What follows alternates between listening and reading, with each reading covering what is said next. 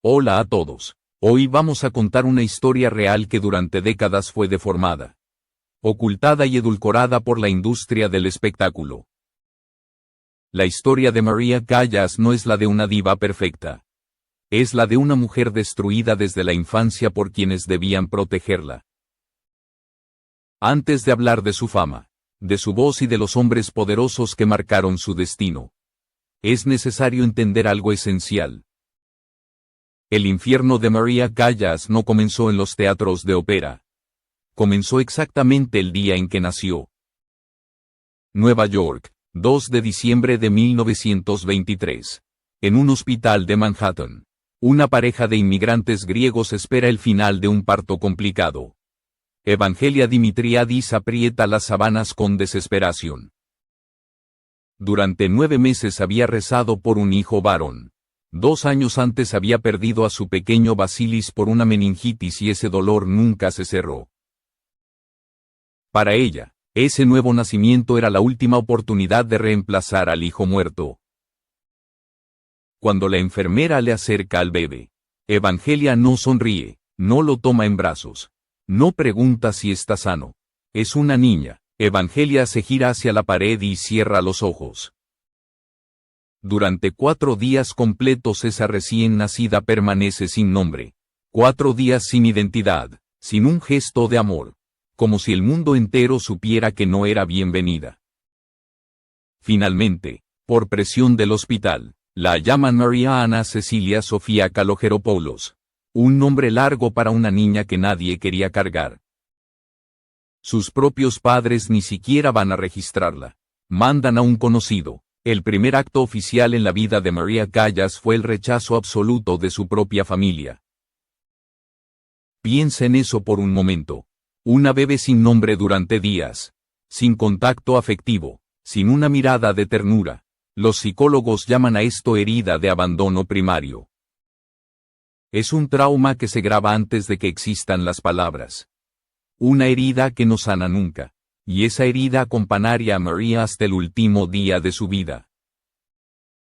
Mariah creció siendo todo lo que su madre despreciaba.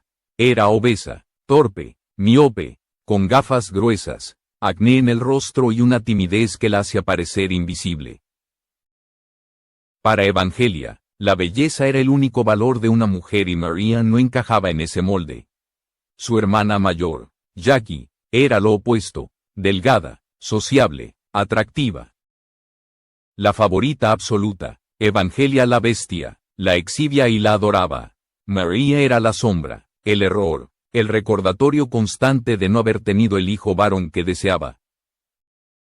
Años después, ya convertida en la soprano más famosa del mundo, Mariah diría algo devastador en una entrevista: mi hermana era bonita y simpática. Mi madre siempre la prefería. Yo era el patito feo, gorda y torpe. No son palabras de una niña resentida. Son palabras de una mujer adulta que nunca logró cerrar esa herida. Es cruel hacer sentir a una niña que no es deseada. Y ese desprecio constante construyó la base de todo lo que vendría después.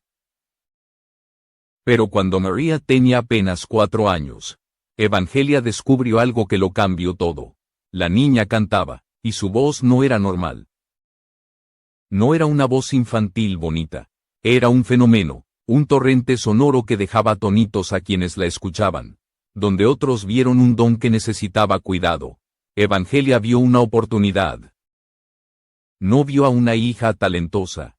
Vio un producto, una salida de la pobreza, del matrimonio fracasado, de la vida que odiaba. Desde ese momento, la infancia de Mariah terminó.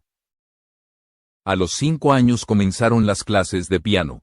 4, 5, 6 horas diarias. A los 8, clases de canto de hasta 10 horas. Sin juegos, sin descanso, sin derecho a ser niña. Mientras otras menores jugaban en los parques de Manhattan, Mariah estaba encerrada practicando escalas hasta quedarse sin voz, hasta sangrar, hasta desmayarse de agotamiento. En este punto quiero agradecerte por estar viendo este video hasta aquí. Si este tipo de historias reales y profundas te parecen importantes, Suscribirte al canal nos ayuda muchísimo a seguir investigando y contando verdades que muchos prefieren ocultar. Evangelia controlaba cada minuto de su vida. Exigía reportes a los profesores. La humillaba por su físico. La comparaba constantemente con su hermana. Le repetía una frase que María escucharía cientos de veces. Eres fea, eres gorda, lo único que tienes es tu voz. Si la pierdes, no eres nada. Esa frase se grabó a fuego en su identidad. La impulsó a la gloria y al mismo tiempo preparó el terreno para su destrucción. Porque cuando una niña cree que solo vale por lo que produce, se vuelve fácil de explotar. En 1937, cuando María tenía 13 años, el matrimonio de sus padres colapsó. Su padre, George Kalogeropoulos, permaneció en Nueva York. Evangelia tomó una decisión que marcaría el resto de esta historia. Se llevó a María y a su hermana a Grecia, a Atenas, justo cuando Europa caminaba hacia la guerra más devastadora de la historia. En Atenas, María ingresó al Conservatorio Nacional. Tenía 13 años, pero la edad mínima era 16. Así que falsificaron documentos. Nadie se opuso. Su voz era tan extraordinaria que rompía cualquier regla. Y fue allí donde María conoció a la única persona que la amó sin condiciones. Elvira de Hidalgo, soprano española retirada, escuchó a María en una audición y comprendió algo que nadie más había visto.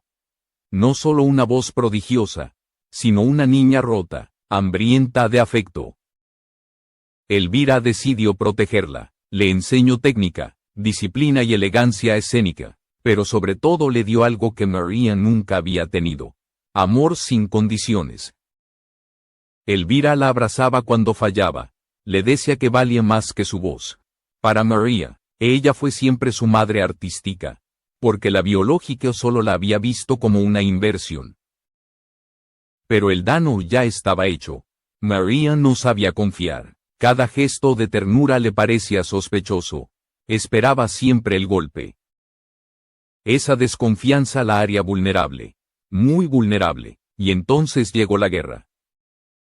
En 1940, las tropas fascistas invadieron Grecia. Meses después, los nazis completaron la ocupación. María tenía 17 años. Estaba atrapada en un país devastado, sin comida, sin dinero y sin salida. Y aquí comienza uno de los capítulos más oscuros y menos contados de su vida. Pero esa parte de la historia, la que durante años se intentó borrar, la que aparece en cartas que casi fueron destruidas, empieza en el siguiente capítulo. La ocupación nazi en Grecia no solo trajo hambre y miedo. Para María Callas significó el derrumbe definitivo de cualquier ilusión de protección familiar. Con 17 años, sin dinero y en un país controlado por ejércitos enemigos, su vida quedó en manos de la misma persona que nunca la había cuidado: su madre. Durante años se repitió una versión suavizada de ese periodo, que Evangelia hacía lo que podía para sobrevivir, que negociaba con soldados por comida, que todos hicieron sacrificios, pero la verdad es más oscura y durante décadas fue deliberadamente enterrada. Existen cartas escritas por la propia María muchos años después, cartas privadas, desesperadas, que su familia intentó destruir tras su muerte. Cartas que la biógrafa Lindy Spence encontró mientras investigaba su vida. En ellas, María describe con precisión lo que su madre la obligó a hacer durante la ocupación. Evangelia llevaba a María a reuniones con oficiales alemanes e italianos.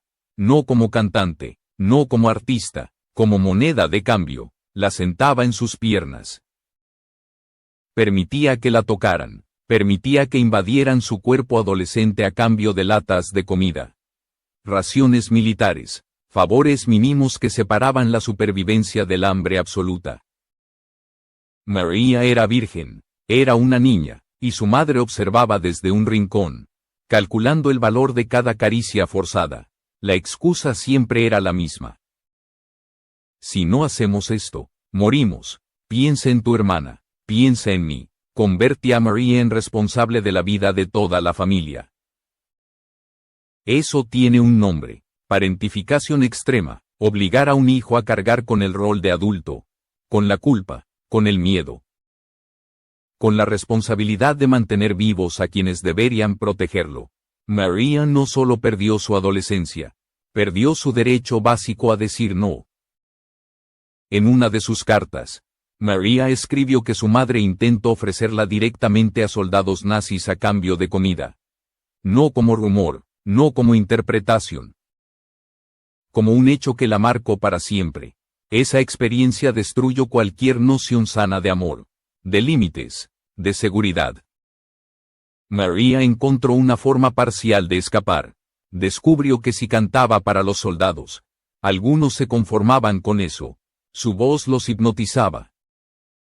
Por unos minutos olvidaban la guerra.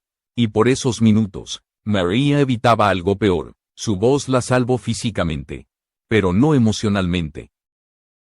El trauma quedó instalado, la imposibilidad de confiar en nadie, la sensación permanente de que su cuerpo no le pertenecía. La certeza de que el afecto siempre tenía un precio. Ese daño no desaparece, se arrastra, se transforma, y vuelve una y otra vez con distintos rostros. Cuando la guerra terminó en 1945, María tenía 22 años, exhausta, marcada, y con una sola idea en la cabeza: escapar de su madre. Regresar a Estados Unidos y buscar a su padre. Creía que tal vez él podría darle algo de lo que Evangelia nunca le dio. Fue una ilusión. George Kalogeropoulos era un hombre distante, frío, emocionalmente ausente, no sabía amar. No supo qué hacer con una hija destruida que esperaba reparación. María entendió entonces algo devastador: estaba sola. Pero en ese regreso a Nueva York ocurrió algo decisivo. María conoció a Giovanni Battista Meneghini, un empresario italiano vinculado al mundo de la ópera. Él escuchó su voz y quedó paralizado. No dudó, le ofreció un contrato inmediato. Italia la esperaba, los escenarios más importantes del mundo estaban abiertos para ella. En 1947, María debutó en la Arena de Verona. Tenía 24 años y pesaba casi 100 kilos. No era considerada hermosa, usaba gafas gruesas. Pero cuando abrió la boca, el público contuvo la respiración. 15 minutos de aplausos, flores cayendo del cielo, nacia la diva. El director Tulio Serafín describió su voz como algo imposible de clasificar. 3 registros coexistiendo en una misma garganta, algo que no debería existir. El público la llamó la divina, un título supremo. María lo odiaba, porque no se sentía divina, se sentía rota. Y esa misma noche comenzó otra trampa. Meneghini no vio solo una artista, vio una inversión perfecta. Comenzó a cortejarla con palabras que María nunca había escuchado. Te cuidaré. No tendrás que preocuparte por nada. Eres hermosa. María confundió control con protección. Obsesión con amor. Era el único lenguaje afectivo que conocía. Se casaron en 1949. María tenía 26 años. Él, 53. Desde el primer día, el matrimonio fue un contrato comercial. Meneghini se convirtió en su manager exclusivo. Controlaba contratos, cuentas, decisiones, todo estaba a su nombre. María firmaba sin leer, confiaba porque necesitaba confiar. Años después escribiría algo devastador: me robo más de la mitad de mi dinero poniendo todo a su nombre desde que nos casamos. Pero en ese momento, María seguía creyendo que alguien finalmente la amaba. No lo sabía aún, pero solo había cambiado de cárcel. Mientras el mundo la aplaudía, mientras conquistaba los grandes teatros, la estructura de explotación seguía intacta. Mismo patrón, distinto rostro. Y algo dentro de ella seguía gritando por ser amada por algo más que por su voz. Ese deseo la llevaría a tomar una decisión extrema, una transformación que cambiaría su cuerpo, su carrera y su destino para siempre. Durante los primeros años de la década de 1950, Mariah Callas era intocable, dominaba cada escenario importante del planeta, la Scala de Milán, el Covent Garden de Londres, el Metropolitan de Nueva York, París, Buenos Aires, México, donde cantaba, hacía historia. Los críticos decían que había resucitado el bel canto, que había devuelto la vida a óperas consideradas imposibles. Tosca, Norma, La Traviata, Lucia di Lammermoor, Medea, cada papel que interpretaba se convertía en referencia definitiva. Otras sopranos eran comparadas con ella y casi siempre perdían. Artísticamente, Mariah estaba en la cima absoluta. Emocionalmente, seguía vacía. Seguía viéndose como la niña gorda que su madre despreciaba. El mundo la adoraba por su voz. Pero ella quería algo más. Quería ser deseada. Quería que alguien la mirara como mujer y no solo como instrumento. Quería que la amaran por quien era y no por lo que producía. En 1953 tomó una decisión radical. Decidió transformarse físicamente. Esta es una de las partes más mitificadas de su historia y también una de las más malentendidas. En menos de un año, Mariah perdió más de 30 kilos. Pasó de casi 100 a poco más de 50. Una transformación que parecía imposible. Las revistas se obsesionaron. El público quería saber su secreto. Circuló durante décadas un rumor inquietante. Que Mariah había ingerido voluntariamente una tenia, un parásito intestinal, para adelgazar. Una práctica extrema que existía desde el siglo XIX. Mujeres desesperadas tragaban cápsulas con huevos de parásitos. Algunas adelgazaban, otras se enfermaban gravemente, algunas morían. Durante años nadie supo la verdad. Hasta que en 2014, su chef personal, Elena Posani, reveló lo que realmente ocurrió. Mariah no se infectó deliberadamente. Su dieta era extrema. Casi exclusivamente carne cruda o apenas cocida. Vegetales sin condimentar. Nada de pan. Nada de pasta. Nada de azúcar. Proteína pura. Desesperación pura. Esa dieta la infectó varias veces con parásitos intestinales. No fue un plan macabro. Fue el efecto colateral de una obsesión. La obsesión de dejar de ser invisible. Meneghini lo confirmó después. Carne cruda, agua, un poco de vino, nada más. Pero había algo más. La presión no venía solo de ella. Venía de los hombres que la rodeaban. Directores de teatros que insinuaban que debería adelgazar. Empresarios que sugerían que su físico era un obstáculo. La industria entera repitiendo el mismo mensaje que su madre le había tatuado en el alma. Eres gorda, eres fea, lo único que tienes es tu voz. Mariah adelgazó para ser amada. Y funcionó, al menos en apariencia. Su nueva figura la convirtió en portada de revistas. Los hombres comenzaron a mirarla de otra manera. Ya no era solo la soprano prodigiosa, era una mujer deseable. Pero algo se rompió. Muchos expertos creen que la pérdida extrema de peso debilitó su aparato vocal. Los músculos que sostenían su voz perdieron fuerza.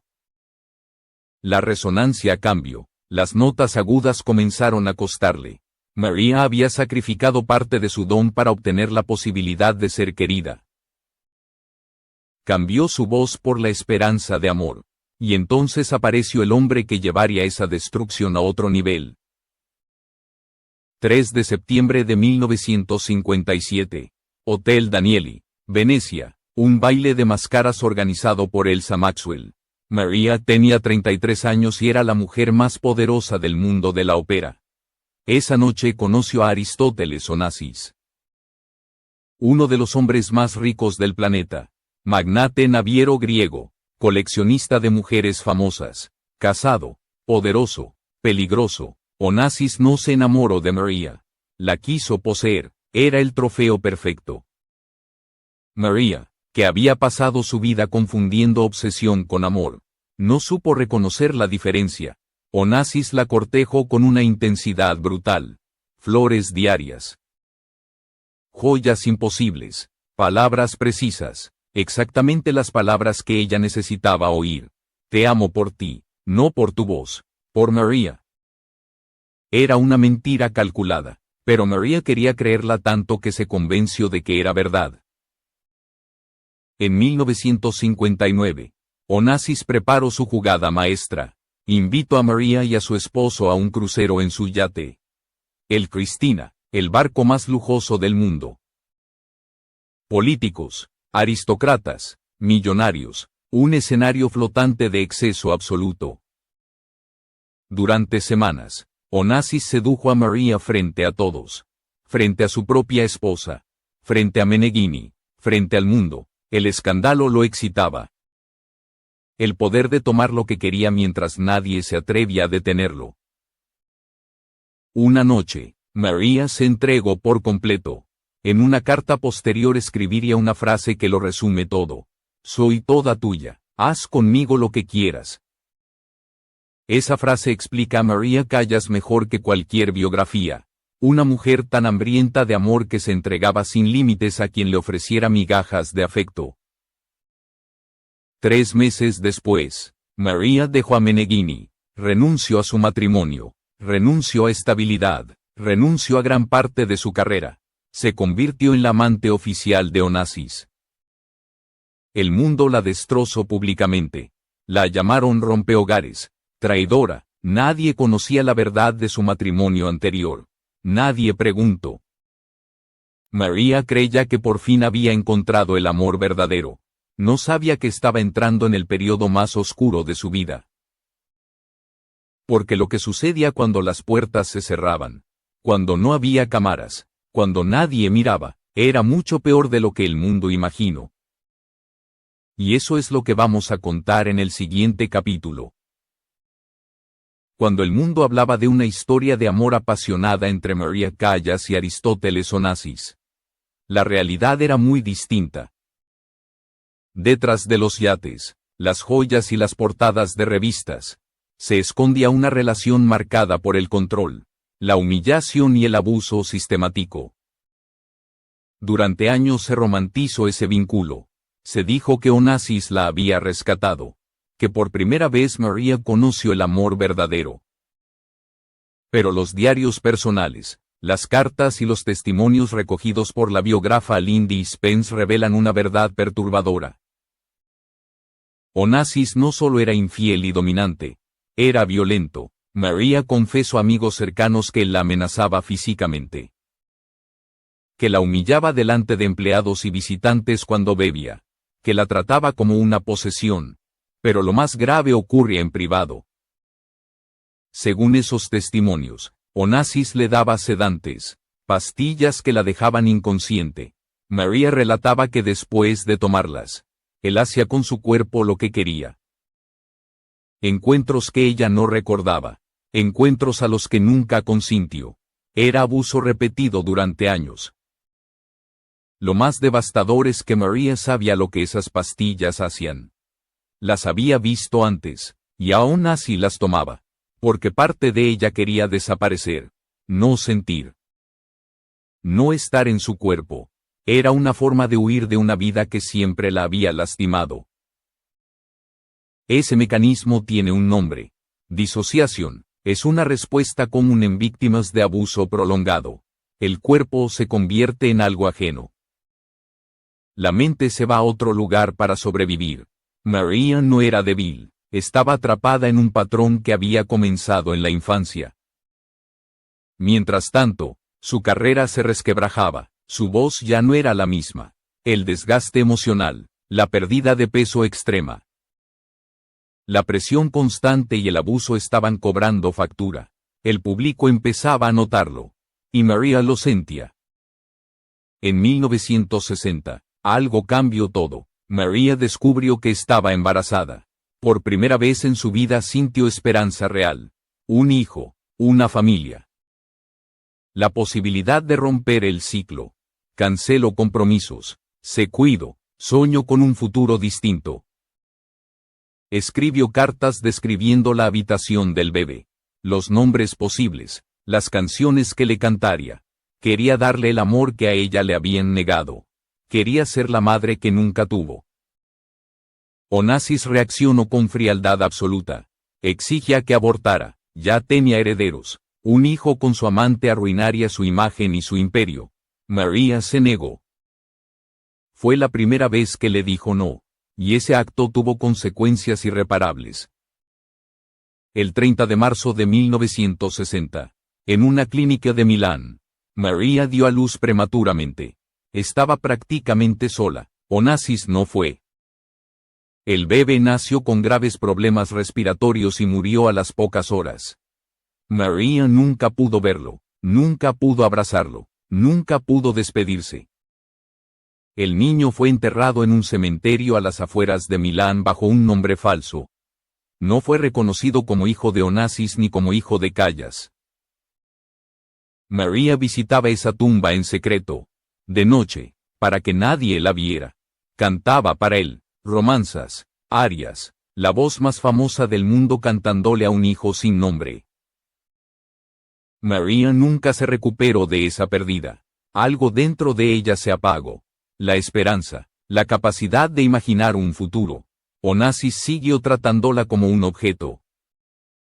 Años después, cuando ella lo confrontó, él se refirió al bebé como un bastardo. Esa palabra la destruyó.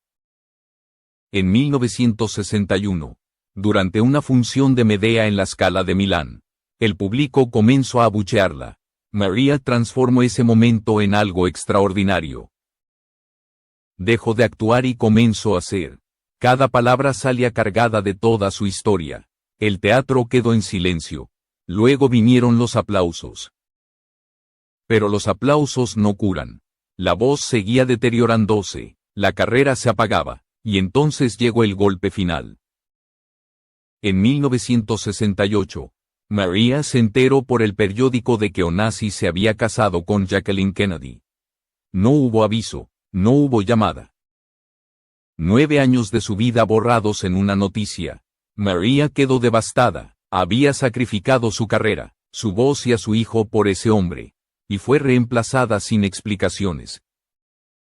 Dijo una frase que resume toda su vida. Primero perdí peso, luego perdí mi voz, y ahora he perdido a Onassis. A partir de ese momento, María comenzó a desaparecer. Después del matrimonio de Aristóteles Onassis con Jacqueline Kennedy, María Callas entró en una etapa de aislamiento casi total. No fue solo una ruptura, fue la confirmación final de que había sacrificado todo por alguien que nunca la consideró indispensable. Carrera, voz, maternidad, dignidad, todo había sido intercambiado por una promesa vacía. Intentó seguir adelante. En 1969, el director Pier Paolo Pasolini le ofreció el papel de Medea en una película. No era ópera, era una oportunidad de reinventarse. María aceptó. Trabajó con disciplina, bajo condiciones duras, soportando el agotamiento físico. El rodaje fue extenuante, se desmayó una vez bajo el sol. La película tuvo una recepción fría. No fue suficiente para devolverla al centro del mundo. En 1974, María intentó una última gira mundial junto a Giuseppe Di Stefano, tenor y antiguo amante. Dos glorias del pasado intentando recuperar algo que ya no existía.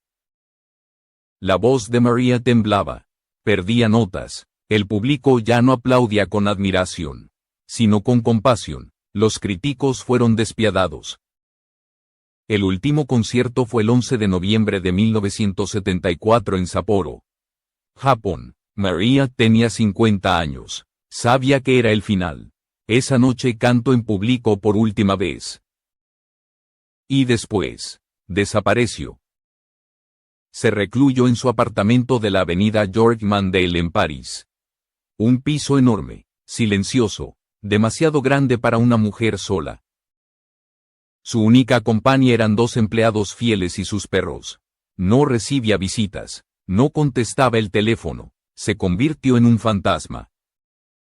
Comenzó a automedicarse, sedantes, pastillas para dormir, las mismas que Onassis había usado con ella. Ahora las usaba para no sentir, para dormir sin soñar, para huir de los recuerdos. Dejó de comer, se debilitaba cada día más. Quienes lograban verla describían una imagen devastadora. Una mujer irreconocible, con la mirada perdida, las manos temblorosas, como si ya estuviera muerta por dentro. Los vecinos decían que a las 3 de la madrugada se escuchaban grabaciones de su propia voz joven llenando el apartamento. Era como si asistiera a su propio funeral. Y aquí llegamos a la última revelación. Durante años se dijo que Maria Callas murió de un infarto. Una explicación simple, casi poética, pero en 2002, su médico personal reveló la verdad. Maria padecía dermatomiositis, una enfermedad autoinmune que destruye los músculos del cuerpo, incluidos los de la laringe y el corazón. El tratamiento requería medicamentos de por vida. Maria dejó de tomarlos. Nadie sabe con certeza por qué. Algunos creen que ya no quería luchar. Otros piensan que simplemente se rindió. Lo cierto es que sin tratamiento, la enfermedad avanzó sin control. El 16 de septiembre de 1977, Maria se despertó con un dolor intenso en el costado izquierdo. Intentó levantarse. Sus piernas no respondieron. Cayó al suelo del baño. Minutos después fue encontrada sin vida. Tenía 53 años. Murió sola. Su funeral se realizó días después en la Catedral Ortodoxa Griega de París. Asistieron admiradores, artistas, periodistas. Ninguno de los hombres que la destruyeron estuvo presente. Sus cenizas fueron robadas y recuperadas semanas después. Finalmente fueron esparcidas en el mar Egeo.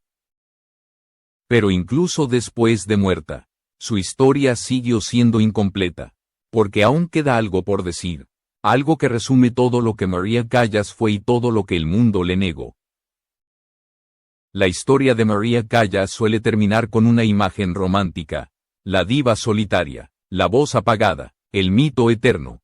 Pero esa versión es cómoda. Porque evita la pregunta más incómoda de todas. ¿Cómo fue posible que una mujer con un talento tan extraordinario fuera destruida sistemáticamente por todos los sistemas que la rodeaban? Maria Callas no fue solo una gran artista. Fue una niña no deseada. Una adolescente explotada. Una mujer utilizada. Su madre la vio como mercancía desde el primer día. Su primer esposo la vio como una inversión rentable. El hombre que ella amó la vio como un trofeo más en su colección. Y la industria que la idolatraba miró hacia otro lado mientras todo eso ocurría. Durante toda su vida le repitieron la misma mentira. Lo único que tienes es tu voz. Esa frase la persiguió desde la infancia hasta la muerte. La empujó a soportar abusos. La convenció de que si dejaba de cantar, dejaría de existir, la hizo confundir control con amor y violencia con pasión. Pero esa frase era falsa. Maria Callas tenía mucho más que su voz. Tenía una voluntad de hierro que la sacó de la pobreza y de la ocupación nazi. Tenía una sensibilidad extrema que convertía cada papel en algo irrepetible. Tenía un deseo profundo de formar una familia, de ser madre, de amar y ser amada sin condiciones. Nunca le permitieron vivir eso. Su historia no es solo una tragedia personal. Es el reflejo de un sistema que devora a las mujeres talentosas mientras las aplaude. Preferimos adorar ídolos antes que proteger seres humanos. Celebramos el resultado y ocultamos el costo. Casi 50 años después de su muerte, Maria Callas sigue siendo la soprano más famosa de la historia. Sus grabaciones se venden en todo el mundo. Su rostro aparece en sellos, calles y teatros. Se hacen películas sobre su vida. Pero muchas de esas versiones siguen omitiendo lo más importante. No cuentan lo que su madre le hizo durante la guerra. No cuentan los abusos que sufrió mientras dormía. No cuentan la tumba sin nombre de su hijo en Milán. No cuentan que Maria Callas fue, ante todo, una mujer que solo quería ser amada. Quizás contar esta historia completa no cambie el pasado, Pero puede cambiar el futuro. Puede hacer que las próximas Marias no tengan que pagar el mismo precio. Puede recordarnos que el talento no justifica el sufrimiento y que ninguna voz, por divina que sea, debería existir a costa de la destrucción de quien la posee. María Callas merece amor, merece protección, merece una infancia, una maternidad, una vida en paz. No tuvo nada de eso. Y esa es la verdad que durante demasiado tiempo se intentó silenciar.